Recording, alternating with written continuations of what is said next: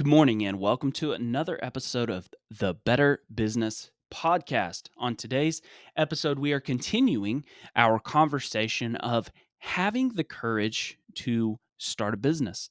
And to be quite transparent with you, I have never had to have the courage to start a new business. The business that I am currently in was already started when I became involved. And so, for reasons of not wanting to be a poser or whatever you want to call it, or talk about things that I don't have a direct expertise in, that I've done myself.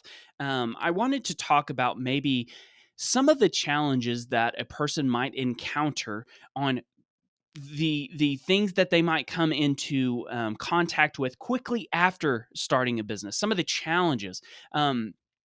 I was on a article written by a company called Investopedia this morning, and they were saying that the majority of businesses fail in the first 3 to 5 years after opening. And once you get past that threshold, a lot of businesses become more stable and therefore are more successful. But the majority of businesses that fail, they fail quickly after opening. And they gave some reasons as to why, and I completely agree with those reasons. But I would like to expand on maybe how to prevent those things from happening. Just because someone points out, hey, this is a challenge and this might happen quickly after starting a business, doesn't necessarily help someone from avoiding those challenges or avoiding those pitfalls.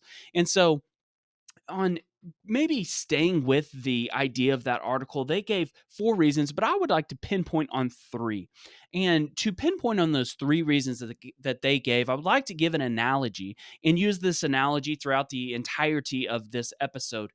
The analogy that I would like for you to maybe get in your mind is this idea of having buckets, and these buckets fill up with water. So we have three buckets, and at the top is this bucket. You might have seen this before in maybe a science museum or something like that, where this bucket at the very top um, is generating water. And this bucket at the top fills up with water, fills up with water. And once it reaches a certain point, maybe close to overflowing or just a little bit before it overflows to the top, it tilts and tips over. And once it tilts and tips over, then it goes into bucket number two. And bucket number two then takes that water from bucket number one, and it either overflows there immediately, or it maybe takes two or three dumps of the first bucket, and then it overflows into the third bucket and thereon after. So we have these three buckets. And this article that I was reading talked about the three reasons. I would like to start with reason number three. And reason number three has to do with this top bucket. This top bucket, I think, is what most people think of when they think of business and starting out a business. They don't even think about these other two. And this first bucket here is, imagine with me that is your P&L. That is the profit and loss of your business. So what most people do is they say, hey, they make up this idea of a number of sales in their business, and they say, hey, I could get this much sales. The product cost me this much, which would be your cost of goods sold. And then I will have all of these expenses after that, which will leave me with profit. And once that profit gets to a certain amount, it then spills over into bucket number two. And we'll talk about that here in a minute. But Investopedia said that the number three reason why businesses fail is for a lack of marketing budget or a lack of marketing expertise. And so, what I would like for you to imagine with me is this bucket number one here.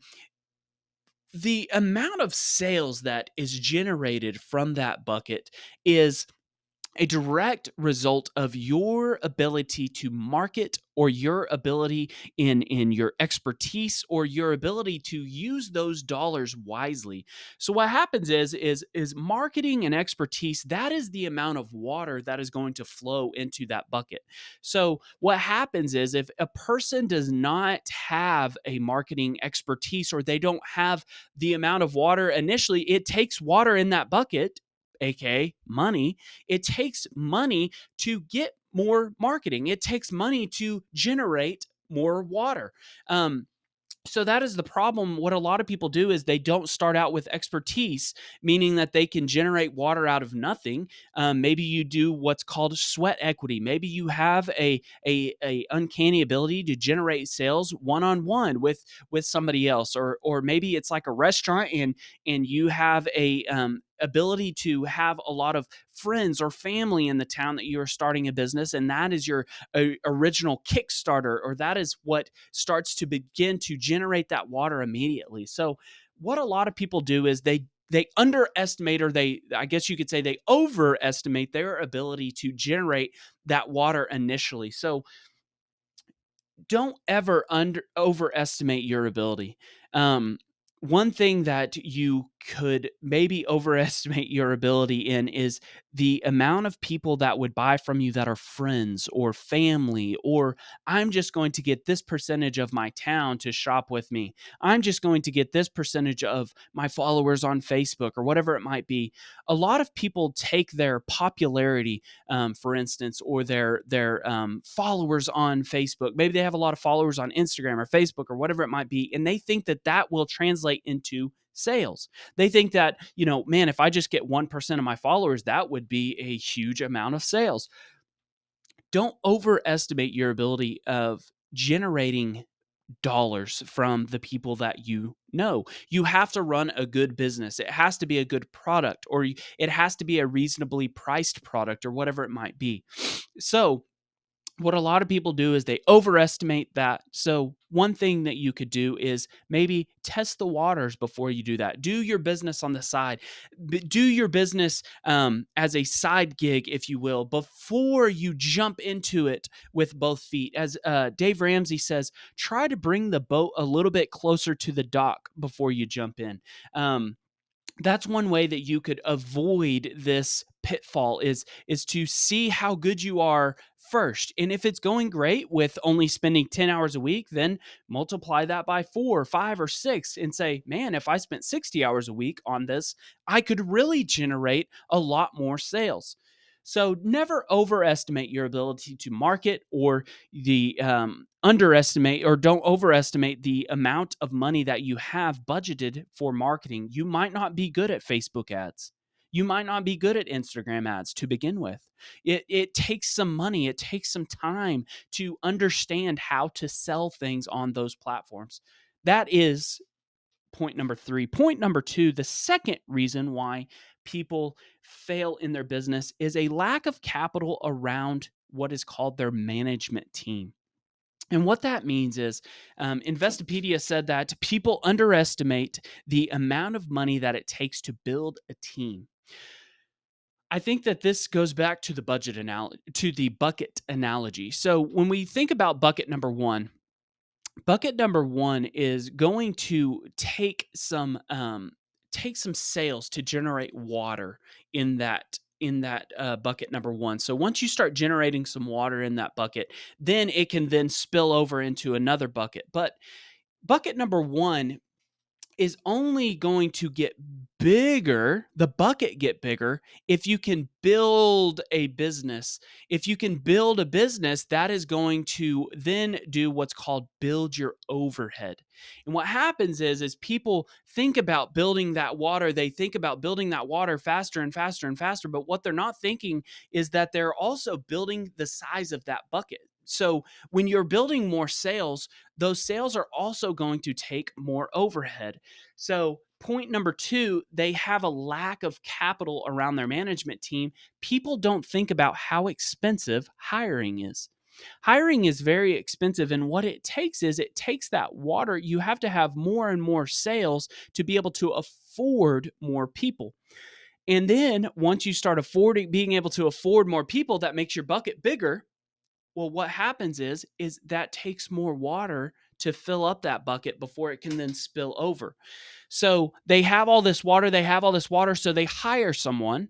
That makes your bucket bigger. Well, what happens is it takes more water then to fill up that bucket. You have to get more sales to be able to afford those people. One thing that I think you can do is, when starting your business, one solution might be is don't think of yourself if you are going to be running the business, which the majority of businesses in the United States would be being ran by the owner. So one thing you could do is maybe don't think of yourself as free labor. So what people do is they say, "Hey, I could do this much in sales and it would cost me this much and so I would make this much money." What you need to do from the very get-go is imagine if you are going to replace yourself in the business, what would that cost? So let's say you're running a small restaurant, like we used the analogy earlier. So you have I could do this much in sales, and maybe the business is already going, and you say, I'm doing $200,000 in sales per year. And this is great because my food cost me this much, all my expenses, and then I am making about 20% of that, which means $40,000. Wow, I'm already making $40,000 as a business owner. This is great. I'm going to start hiring people. And what happens is you then hire somebody to maybe take your place. You hire a manager to manage the restaurant, right? Well, you go out and you start trying to find a manager and you realize that the majority of people that are managing restaurants, it's going to cost you about $45,000 a year salary to get someone to manage your restaurant. So what happens is you're making $40,000 a year and you're comfortable living on that budget now. The business has been going for a little bit. You go hire somebody and you go, uh-oh, I'm not actually making any money now. That person just took my paycheck. And so what they do is they say, oh no, I can't afford a manager. So they go back to managing the business themselves. Well, what happens is then you can't grow the business because you are stuck in that management position for the rest of your life. And you can't grow that business anymore. So here's what you can do is from the very beginning, before you start your business. And the book, The E Myth, talks about this. The author, Michael Gerber, talks about building out what your future plan would be to grow the business eventually. So let's say you want to have 6 restaurants. Write down on paper all of the positions that you would need to fill. Write down the wait staff, write down the cook, write down the restaurant manager, write down the district manager that would have to manage all those managers, write down the bookkeepers, the marketing personnel, the all the people that it would take to run the business. And for the first week of the business, before the business even begins, your name will be in all of the boxes on that, right? And I understand that. So your name is going to be in all of those boxes. But what you need to do is figure out how much those positions will cost all along the way. So when you have one restaurant, you have the cook, you have the wait staff, you have the manager over the top. Figure out before you start how much that person makes and pay yourself that salary. Pay yourself that salary before you even begin. So what that does is that says, "Hey, the business can make this much after we pay the manager salary, after we pay the cook, after we pay the wait staff, then now you have your profit on the bottom line." And so what that does is that puts into perspective how big does this bucket need to get before it's able to fill up with water fast enough, and then it can tip over into bucket number 2. And what bucket number 2 is our final point. Investopedia says that the number one reason that people lack or people fail at business is from a lack of capital. And I think what this is maybe not in the restaurant analogy. Maybe this is more in the retail, what you would call like a traditional retail environment. So let's take our bucket analogy. Bucket number 1 is the business. Bucket number 1 is that profitability. And once you get to a certain amount of profitability, that bottom number, then you spill over. And what that is you get a certain amount of cash at the end of every day. You get a certain amount of, whether it's credit cards or whatever, you get a certain amount of money that goes into a bank account. Your bank account is then bucket number 2. So what happens is people fill up bucket number 1 quickly. It spills over into their bank account. That bank account then gets filled up with water. And what should happen is a certain amount of that water has to then go back up into bucket number 1. So let's take a clothing store for an example. Let's say that you want to open a boutique or you want to open a clothing store, you want to open something that has quite a bit of inventory. So what happens is you're building that bucket number one, you're building it up, and oh wow, this is great. We're getting more and more business. So what you do is your water is filling up faster, it spills over into your bank account, and then you have to what? You have to reorder inventory, which makes it go back up into bucket number one. So you dump goes back into bucket number one, dump goes back into bucket number one, and then eventually bucket number two, your bank account fills up and spills over. Oh boy, now I get money, which is bucket number three. What a lot of people get caught, where a lot of people get caught, and I think this is why Investopedia put this as the number one reason for businesses failing, is because the more water that you build, the more you build up that bucket number one, the bigger bucket number one gets, right? So what happens is that water, let's say that this cup is a analogy for bucket number one. So this cup is a small 8-ounce cup. It's like a small little coffee cup here, and it spills over into bucket number two. What happens is the busier you get, the more overhead you build up, the more maybe you have to lease out more space in your shopping center. Maybe you are hiring more people, like we just talked about. Maybe you're building and building and building, and those are all good things, because what's going to happen is that's making your bucket bigger, but it's also making more and more water to spill over into your bank account. So these are all good things. You're building that bucket size, and it spills over. But what happens is as you build that business up, what you need is more inventory to satisfy that amount of sales. Let's take another that example that we were using, the business of a boutique, and you spill over. You're getting more and more busy, and man, just one shirt on the rack of each size is not doing it anymore. I need 3 of each size because I keep running out. So what happens is you take your inventory, used to be $20,000 in your entire store, and now I need about $40,000 or $50,000. So that bucket spills over, and you order more inventory, which is more overhead, and you hired one more person. You made that bucket bigger. What happens next? That bucket is now bigger. So what happens? It takes more water to fill up that bucket. What does that mean? It takes more sales to fill up that bucket before it spills over. What happens is people build this bucket up bigger and bigger and bigger, which is all great. And they see this bucket getting bigger. They're like, I'm getting busier. I'm doing more in sales. This is great. This bucket gets bigger. Well, what happens? The government comes and they ask about bucket number 3 at the bottom. Is bucket number 3 full? Not necessarily. They only care about the size of bucket number 1. They only care about how much you're doing in business. How much water are you generating? Well, you can't tell them, hey, I know that I'm generating a lot of water, but now I've got a huge bucket. I have a lot of sales. I had to order more inventory. They don't care. So, bucket number 3 is what they require you to pay taxes out of. So you're generating all this sales. There's no water left at the bottom. That doesn't mean that you're not running a great business. That doesn't mean that you're not generating a lot of sales. That bucket might be huge, but if you don't have a certain amount of water that you're saving for bucket number 3, you grew too fast. And now they're asking for their cash for you to pay taxes. And that cash is what you're using in bucket number 1 to fill that bucket up.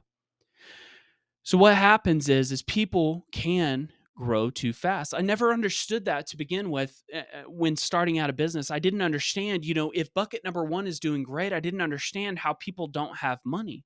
But what happens is you're building up your overhead. You might be hiring more people. You might be buying new equipment to be able to satisfy orders faster.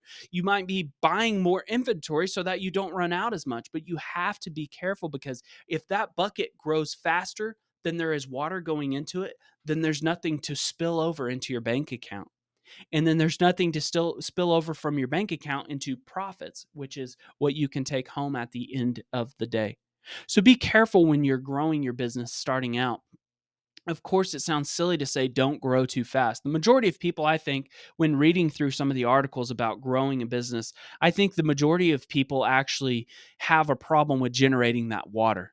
that seems to be the majority of people's problem is generating those sales. They overestimate their ability to generate sales, whether it's the traffic count in front of their store. They think that there's 15,000 cars. If just a few of them stop by, I'll have a great business, or whatever it might be. People underestimate or overestimate their ability to generate that water is the majority of people's problem. But a lack of capital, a lack of money can come into play at some point if you don't calculate properly how fast you are growing. So you have to be careful. And that can also be when you take on maybe a secondary loan, or maybe you take on an investor of some sort, or whatever it might be. So I didn't have a lot of expertise when it came to the ways of having the courage to start a business. But I do think that these are some of the pitfalls that I have seen other people struggle with. And me personally, in our business, we have struggled with this at times of the the taxes are due, the money is there, we're generating a lot of money, we're generating a lot of sales, but hey, by the way, it's sitting in $250,000 in inventory over here, and that the government doesn't want you to pay your taxes in inventory. They want you to pay it in cash. And sometimes that cash is just not there because you're working on that bucket number one so much. That's all you're caring about. And that is such an easy pitfall because you're doing the right things, but you have to be careful when you are growing. Thank you so much for listening to this and listening to my thoughts around this subject.